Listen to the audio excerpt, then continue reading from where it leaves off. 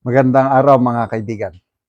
Bigyan natin ng reaction, opinion itong post ng unofficial Bato Solid supporters. Title, Representative Abante umaasa na magbabago pa si BP Sara. Umaasa si Manila City Representative Benny Abante na magbabago pa si Vice President Sara Duterte kung sakaling maging Pangulo ito sa 2028. Sa isang pahayag, sinabi ni Abante na sana'y magkaroon pa ng change of heart si Duterte. Ngunit hindi naman sinabi ng mambabatas kung ano ang dapat baguhin ng Vice Presidente. Ito ang kanyang pahayag. Well, I'm hoping against hope.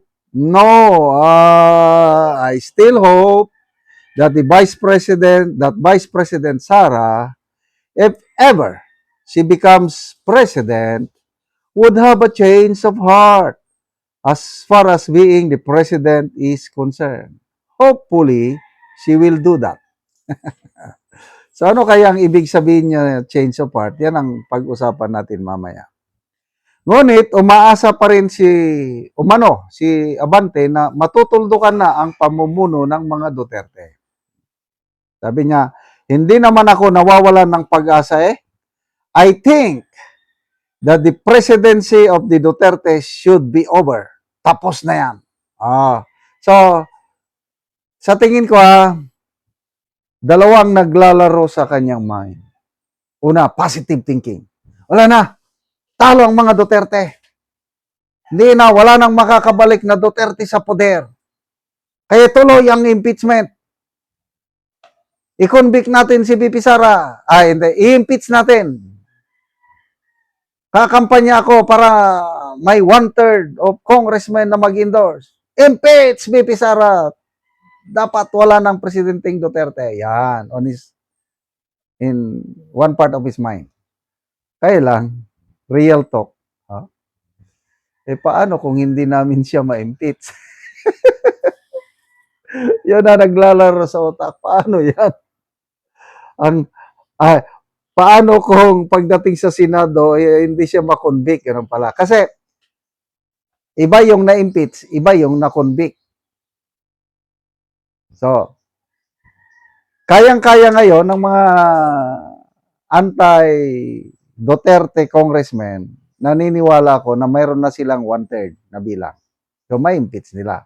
Ito ngayon, ang kanilang isip, kakaroon sila ng sleepless nights. Paano kung pagdating sa botohan sa Senado, mananalo si BP Sara, ma-acquit siya. Sabi ni Trillanes, sabi ni Ronald Llamas, katapusan na natin lahat.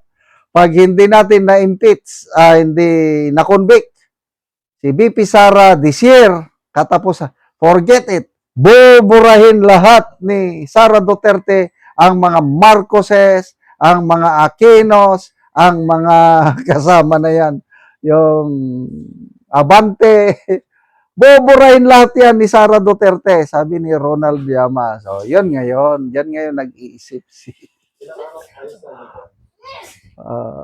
what happens if she becomes the president? Ano yung change of heart? Ito na. Re-resbakan niya ako in one interview nung 19th Congress pa ito kasagsagan ng Quadcom hearings. Ginigipit si Tatay Digong. Sabi ng isang interviewer, sino ba yun? Kalimutan ko na. What if Sara becomes a president? Sabi. Sinabi na, delikado, patay ako. Wala na ako, sabi niya, patay na ako. Pag naging presidente yan, siguradong re-race back yan. Sito yung nakikita ko na mag-change of heart, sana mag-change of heart. Ibig sabihin, pag naging presidente na siya, she will become the leader of the whole. Anti-Duterte ka man o hindi. Well, don't worry po, Congressman Abante. Sa tingin ko kay BP Sara, yung ganyan na, yung ginigipit nyo siya ngayon, nang dahil lang sa politika, Nagsalita na po si VP Sara. Ah, tinanong siya ng isang reporter ba yan? Ay, vlogger ata. Bibi, hindi ka ba manimaan? Pag nagpresidente ka na, manimaan yung mag-revenge, manimaan. Hindi, sabi niya.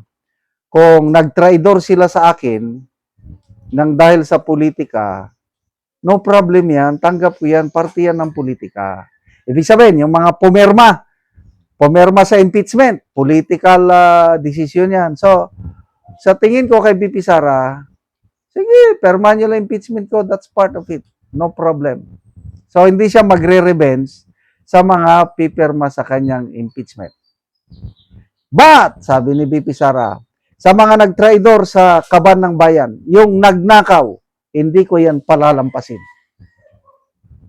Mananagot sila. Kaya nga sabi niya, nag-recruit na siya ng vice president niya na kung mananalo siya, ang trabaho ng vice president is hahabulin, imbestigahan hanggang makulong ang mga nagnakaw sa kaban ng bayan, yung mga mali-mali tagang. Ayan. So, klaro. So, kung ang isang politiko ngayon, mambabatas, wala siyang ginawang mali-maleta, kahit pumirma ka sa impeachment ni VP Sara, okay lang yan, huwag kayong matakot. But, sa mga may maleta dyan, humanda na kayo dahil may papupuntahan talaga kayo. So, isa pa, experience ko ito. Tingin ko kay VP Sara, pag magpresidente siya, ano siya sa US.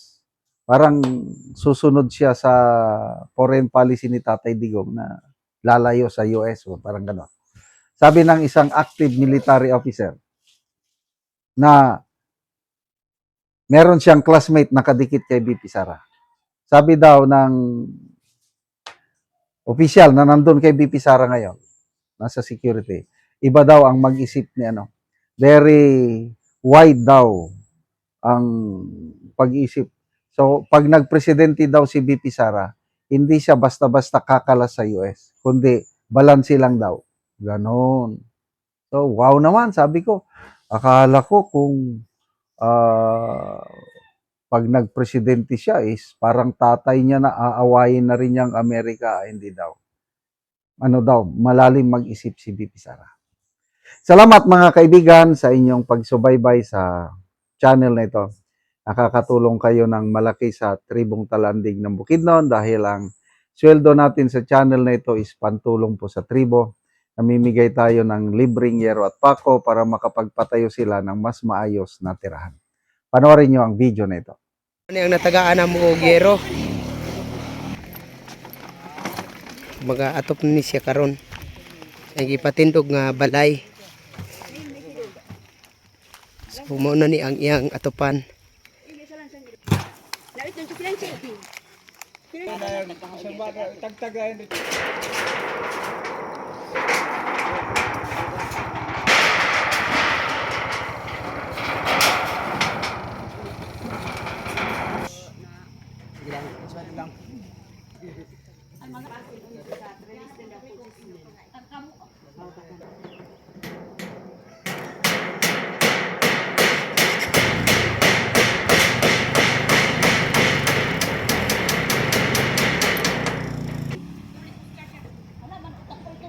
Ano tadi ba? Ano be?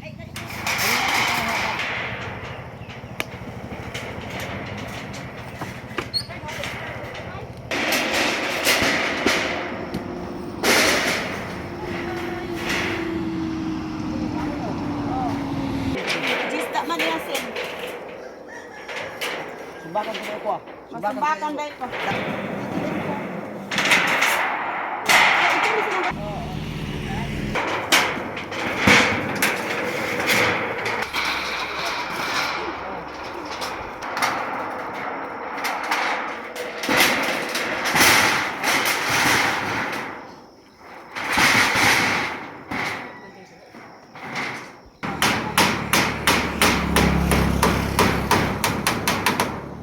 Og karon human na gyud sa pag-atop ang gihatag namo nga yero, so dili na gyud sila maulanan kay maayo na nga tan-awon ang yero nga nakaatop. Pagpasalamat sa gihatag at tabang sa sin kay kung pagpalit lang sa atop ni Sudyo kay nga among paringkamot tama na gid sa kaon na kana at mga eskwela. Nadako gid akong pasalamat sa Ginoo nga naagi hinabang nga nakaabot nga tabang nga pinagi sa pagtabang sa usa ka tawo sa atop nga kuan kini ang gihatag sa moa. Ginoo nga labtan mi sa tabang kay wala man kita lain pasalamatan og naapay ta sa kalibutan kay ang kitang tawo man kita mahibok wa gid ang Ginoo. So salamat kaayo.